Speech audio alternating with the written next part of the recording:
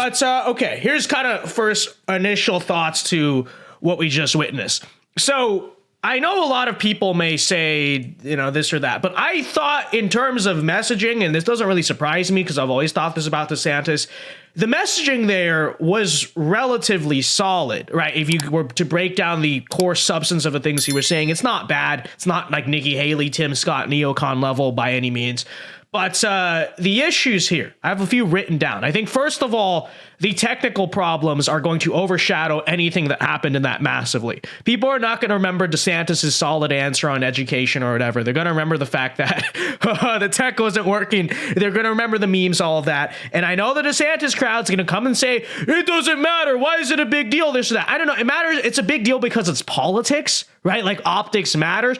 And it was Ron DeSantis who chose to do a Twitter Space announcement to begin with, right? Which I said that I did not think was a good idea. I said that last night. And, so if you're going to do that, if he's going to announce through a Twitter Space instead of a regular rally like I thought he should have, and I thought would have been a much smarter idea, then, I think naturally it's right to point out, well, if it went wrong, who's the guy who chose to do that?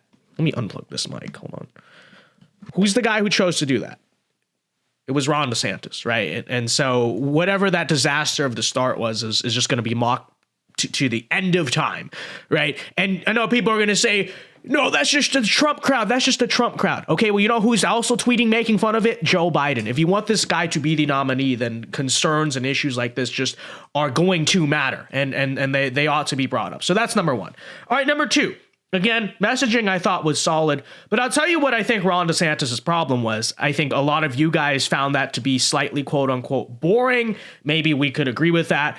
But I think the issue I have with DeSantis and his viability to win the primary here is the way I describe him, and I kind of was trying to do this in between the segment there, was he's sort of just like the nerdy candidate, if that makes sense. Right? He's the nerdy candidate. Yes, you could make a case he is more articulate and substantive than Trump, right? But where is his primary base of support? His primary supporters are like people on Twitter, or at least it would seem that way, right? He himself, it's a little bit harder to listen to, this and that. And even the optics, of course, of announcing on a Twitter Space in the way that he is, right? And when it comes down to a Republican primary in terms of who has the hearts of the people, right? Because we understand DeSantis, I know a lot of like DC staffers that like him. I know a lot of people on Twitter that like him, but is his support in terms of the real Republican electorate going to be enough with this sort of, you could argue, quote unquote, boring persona, at least in contrast to Trump? And then on the front of his messaging, like I said, I don't think it was bad. I don't particularly leave that like, wow, this guy is like Nikki Haley 3.0. But I think it lacks anything revolutionary to where when you understand this, right? DeSantis, if you're Ron DeSantis, you're down 30 points in the polls. It's a tall ask to beat Donald Trump. I don't think it's impossible from his perspective, but we're asking to do a lot. Right. And I think that just going out there and parroting similar things to what Trump says, plus maybe a little bit better stuff on like woke corporations and education and maybe slightly better or more substantive or whatever than Trump, I don't think it's going to be enough to overcome a deficit that big. I think if you are Ron DeSantis and you truly want to win this primary, it's not going to be enough to just kind of be, I'm above the politics, I'm just not going to talk about Trump or whatever. I think what he really needs to go out there and say, again, if you're Ron DeSantis, is something along the lines of, look, Donald Trump failed you. I'm going to do all the things that you said, that he said he was going to do for so many years and this and that, right? And I think if he really honed that down, he could come off as this like revolutionary, groundbreaking candidate. But I don't think from what we saw there, he nearly differentiates himself enough from Trump, enough. And by the way, I'm not necessarily saying, you guys know I support Trump, so I'm not saying I genuinely necessarily believe Ron DeSantis is a revolutionary candidate in himself. I'm just saying that if I were Ron DeSantis, this is the strategy I would pursue there, right? And so with that said, I leave that announcement thinking I like the governor still, in my heart. I don't want to hate the guy. I think the messaging is fairly solid. I don't think it'd be the complete end of the world if he's a nominee based on what we heard. But I just don't think he has the it factor truly to A, beat Donald Trump, and B, potentially, go to a place like Wisconsin and really turn out the Trump base. Because I know the very common thinking is, well, Ron DeSantis is good with independents, so he'll be fine. He's actually more electable than Trump. And 2018, I would have said you're right. But the post-COVID electoral system, we know how that works. We know how turnout works. I don't know if this guy has the energy necessarily to do that either, right? The state of California chose 2 years of learning loss and lockdowns that we have yet to fully. Okay, now it's out again.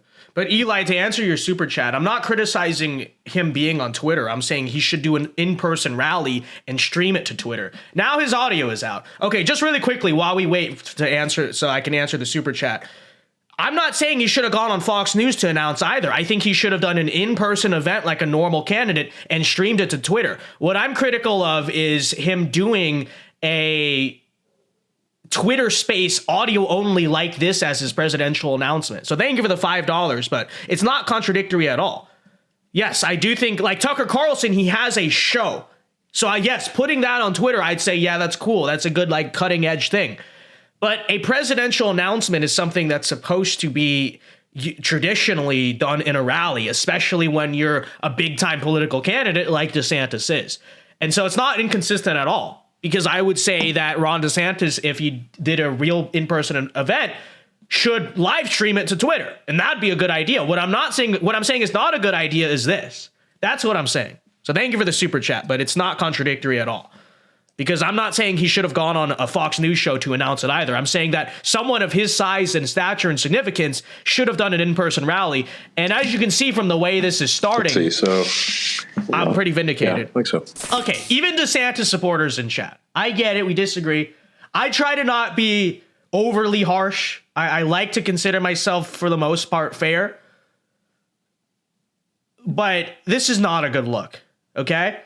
And especially, you have to consider, DeSantis is announcing right now because he wants the announcement boost because it's not been a good month for him in the polls. I get it. But this is such an embarrassment that all that's going to happen is he's going to be made fun of. And in fact, his poll numbers may sink as a result of this. Okay? So, like, this, I get it. You tried to go from left field. But what did I say? I'm so vindicated because I said the Twitter space thing is a stupid idea. You are a mainstream Republican candidate. You're a conservative. Just do an in-person rally, right? And heck, if you want to counter Trump's kind of thing and be grassroots, I would say if I were Ron DeSantis, I would have announced at like some big Florida restaurant and just, stood on the table, grassroots style, and announced, and like that'd be my thing. That's what I would run with, okay? But I had a suspicion that the Twitter space thing would go wrong in some way. And then here we are, vindicated 24 hours later.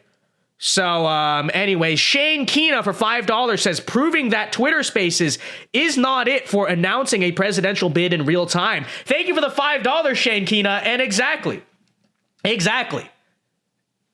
I tried to tell you guys it was a bad idea. What did I say? Go back to the stream last night. I talked about last night. Yeah, I mean, it's not a good idea. Why would a bad Twitter space malfunction be defining for DeSantis? Why doesn't Trump host his own space and do virtual rallies from there? Well, to answer your question, it was because it was Ron DeSantis' idea to announce this on a Twitter space, which many of us said wasn't a good idea. I said last night, that's not a smart idea. It's not a good look. It's not really the best format to do it. You should do a regular rally like a normal person, like people would expect you to do, okay? So that's why it's a bad look for DeSantis, because this was DeSantis' whole idea. They ended the space. They ended the space, chat. It's because it was DeSantis' whole idea to say, I'm going to go from left field. I'm going to do something that was never done before and announce it on a Twitter space. Not live stream it to Twitter, which would make sense. Do it on a Twitter space and have Elon Musk do it, right?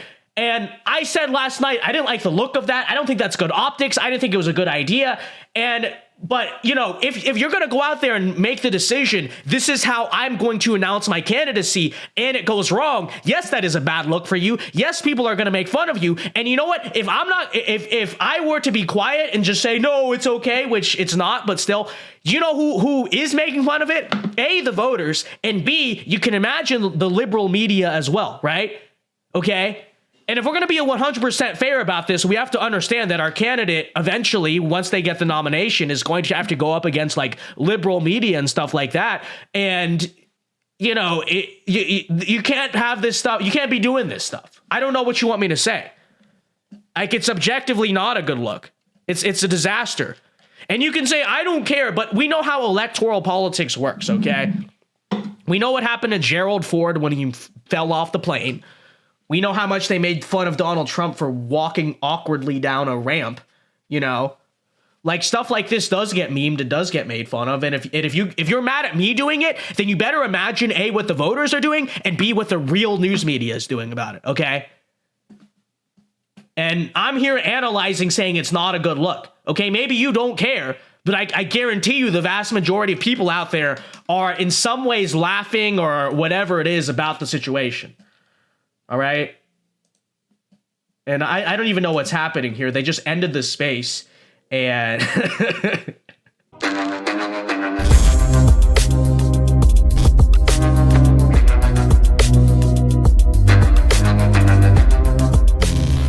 Hey guys, Vince Dow here. Hope you enjoyed that clip from the Vince Dow Show. If you did, be sure to leave a like and subscribe if you are new to the channel. And be sure to check out the Vince Dow Show live every weeknight here on this channel at 8 p.m. Eastern Time. It is a great show. Many are saying this. So leave a like, check out our other clips, and be sure to check out the show. Yeah. God bless.